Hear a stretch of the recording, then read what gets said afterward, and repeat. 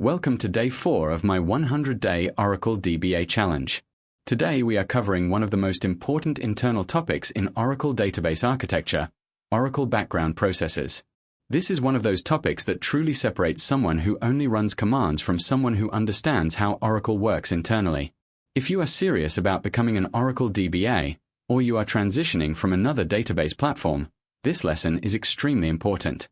So I recommend you watch till the end. And if you are enjoying this series so far, take a moment to subscribe to the channel so you do not miss upcoming lessons. Now let us start from the basics. When people say an Oracle database is running, what they usually mean is that the Oracle instance is running. Inside that instance are several background processes working silently behind the scenes. These processes are always running when the instance is up, and they are responsible for keeping the database stable, consistent, and performant. You can think of Oracle background processes like workers in an organization. Each worker has a specific job, and together they keep the entire system functioning smoothly. Without background processes, Oracle would not be able to write data safely to disk, recover from crashes, manage memory efficiently, or handle multiple users at the same time.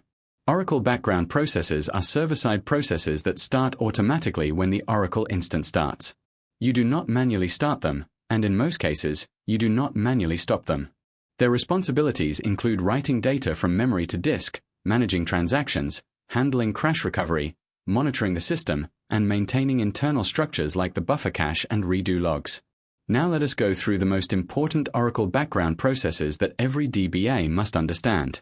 Let us begin with the database writer process, also known as DBWn. The database writer is responsible for writing modified data blocks from memory to disk. When users make changes to data, those changes do not immediately go to disk. Instead, they are made in memory inside the database buffer cache, which is part of the SGA. These modified blocks in memory are known as dirty buffers. DBWn writes these dirty buffers from the buffer cache to the data files on disk. This ensures that memory does not fill up with too many modified blocks and that data eventually becomes permanent on disk. It is important to understand that DBWn does not write data to disk on every commit. Oracle uses redo logs for commits, not DBWn. DBWn writes data when there are too many dirty buffers, when free buffers are low, during checkpoints, or when the database is shutting down. DBWn helps maintain performance and ensures that memory resources are used efficiently. Next is the log writer process, also known as LGWR. LGWR is one of the most critical background processes in Oracle. Its job is to write redo information from the redo log buffer in memory to the redo log files on disk. Redo records describe changes made to the database. They do not contain the actual data blocks, but they describe how to recreate those changes if needed. LGWR writes redo information when a user commits a transaction, when the redo log buffer is 1/3 full every 3 seconds, and before DBWn writes dirty buffers to disk. This is extremely important because a transaction is only considered committed after LGWR has successfully written redo to disk. If LGWR fails, Oracle cannot guarantee data integrity or recoverability. Next is the checkpoint process, known as CKPT. The checkpoint process does not write data blocks to disk itself.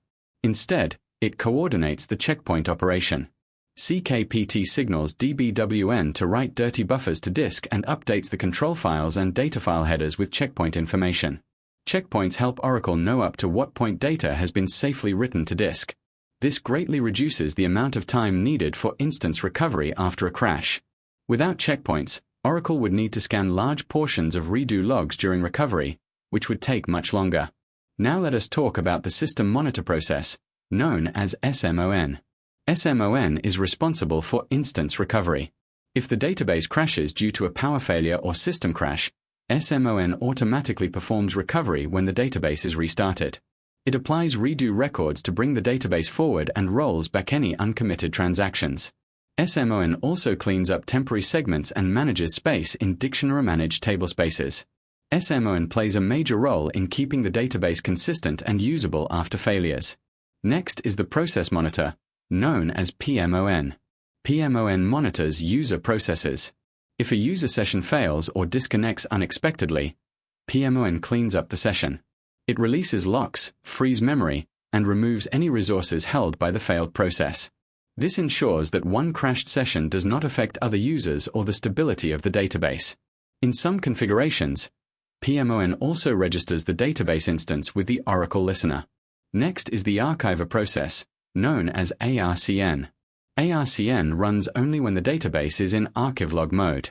Its job is to copy filled redo log files to archive destinations.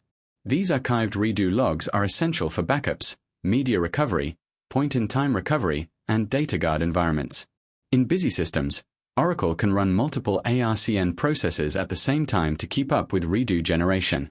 Without the archiver process, proper recovery would not be possible. Next is the Manageability Monitor process, known as MMON. MMON works closely with Oracle's performance management features such as the Automatic Workload Repository and the Automatic Database Diagnostic Monitor. MMON collects performance statistics, stores workload history, triggers performance analysis, and generates alerts when performance thresholds are exceeded. This process forms the backbone of Oracle's built-in monitoring and diagnostic capabilities. Supporting MMON is the Manageability Monitor Lite process, known as MMNL. MMNL writes smaller and less critical performance statistics to disk more frequently. It helps reduce the workload on MMON and ensures that performance data is captured efficiently. Next is the recoverer process, known as RECO. RECO is used in distributed database environments where transactions span multiple databases. If a distributed transaction fails or becomes in doubt, RECO works to resolve it and ensure consistency across all involved systems. Finally, we have the recovery writer process, known as RVWR. RVWR is used when flashback database is enabled. It writes before image data to flashback logs, allowing the database to be rewound to an earlier point in time. This is useful for recovering from logical errors such as accidental data deletion or incorrect updates. Now let us talk about why understanding background processes is so important for an Oracle DBA. When you understand what these processes do, you can diagnose performance problems more effectively, interpret alert logs confidently, handle crashes calmly, tune memory and I/O properly, and understand wait events and internal behavior. This knowledge turns you from someone who memorized commands into a DBA who truly understands Oracle. If this explanation helped you, leave a comment and tell me which background process you found most interesting or confusing.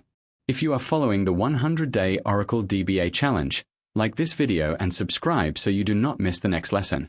That completes day 4 of the Oracle DBA challenge. I will see you in day 5.